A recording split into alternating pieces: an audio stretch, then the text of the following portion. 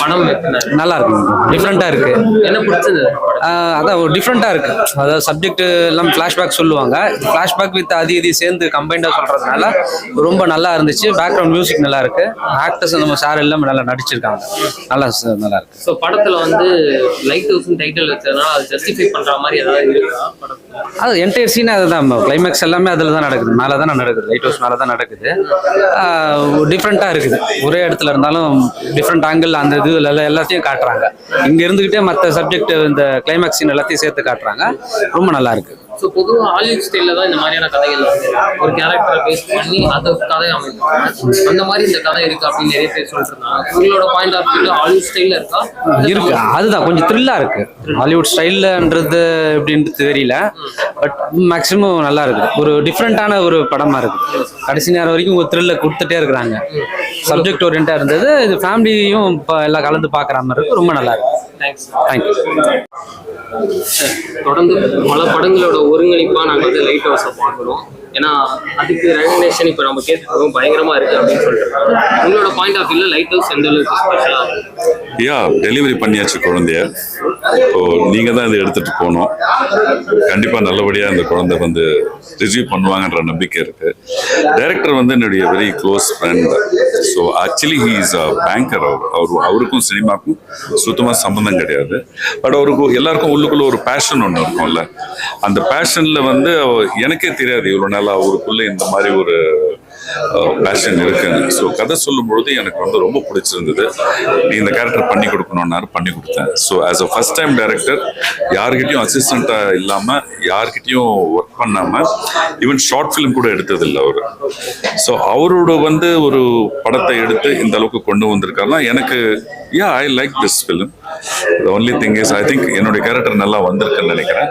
So நீங்களாக தான் அதுக்கு வந்து பதில் சொல்லணும், நீங்களாக தான் எடுத்துக்கணும்.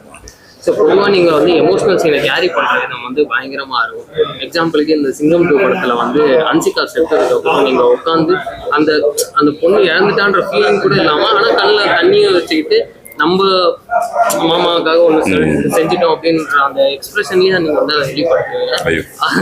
அது லைட் ஹவுஸில் வந்து நிறைய இடத்துல வந்து வெளிப்பட்ட மாதிரி எங்களுக்கு தெரியுது. டேரக்டர் சொல்ல மாதிரியே உங்களுக்கு அந்த மாதிரிலாம் உங்களுக்கு தோணுச்சா? இந்த எமோஷன் நீங்கள் கன்வே ஆகும் சார், நீங்க இந்த மாதிரி பண்ணலாம் சார் அப்படின்னு ஃப்ரீடம் கொடுத்தாரா?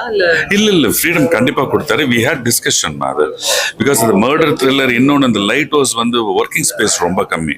அவுட்டோர் ஷூட்டிங் பார்த்தீங்கன்னா அதில் ரொம்ப அந்த ஃப்ளாஷ்பேக் மேட்டரில் தான் வரும். அந்த குறிப்பிட்ட அந்த எனக்கும் வந்து ரொம்ப மூவ்மெண்ட்டே கிடையாது. ஒன்றும் உட்காந்துருக்கேன் இல்லை கண்ணு பிடிச்சிட்டு மிரட்டிட்டு இருக்கேன். அந்த ஏரியாவே கம்மியாக இருக்கும் பொழுது டைலாக்ஸும் நாங்கள் வந்து நிறைய வந்து இது மாதிரி பண்ணிக்கலாம், இது கொஞ்சம் பண்ணிக்கலாம், இப்படி பண்ணிக்கலாம், அப்படி பண்ணிக்கலாம். அந்த ஃப்ரீடம் டெஃபினட்டாக கொடுத்தாரு.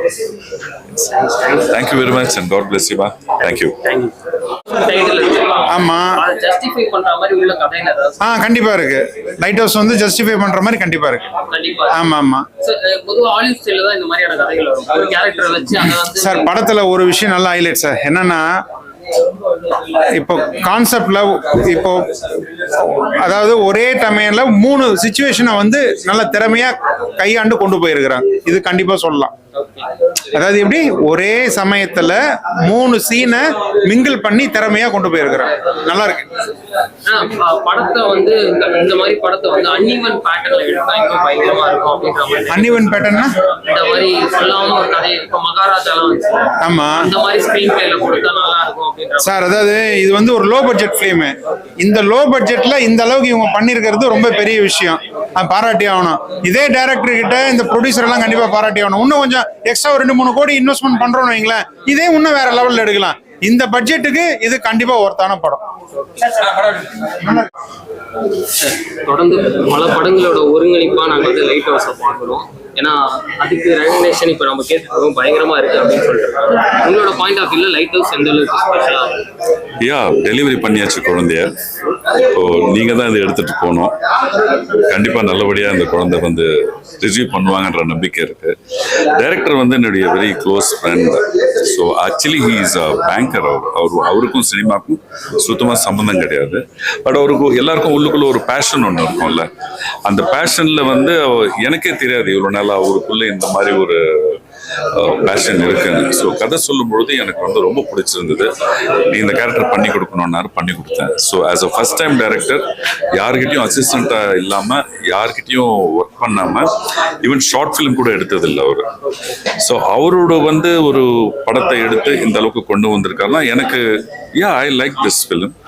The only thing is I think என்னுடைய கேரக்டர் நல்லா வந்திருக்குன்னு நினைக்கிறேன். ஸோ நீங்களாக தான் அதுக்கு வந்து பதில் சொல்லணும், நீங்களாக தான் எடுத்து.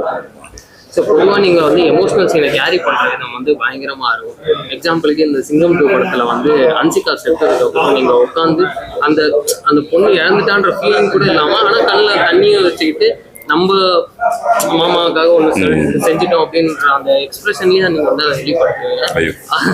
அது லைட் ஹவுஸில் வந்து நிறைய இடத்துல வந்து வெளிப்பட்ட மாதிரி எங்களுக்கு தெரிஞ்சு, டேரக்டர் சொல்ல மாதிரியே உங்களுக்கு அந்த மாதிரிலாம் உங்களுக்கு தோணுச்சா? இந்த எமோஷன் நீங்கள் கன்வே ஆகும் சார், நீங்க இந்த மாதிரி பண்ணலாம் சார் அப்படின்னு ஃப்ரீடம் கொடுத்தாரா?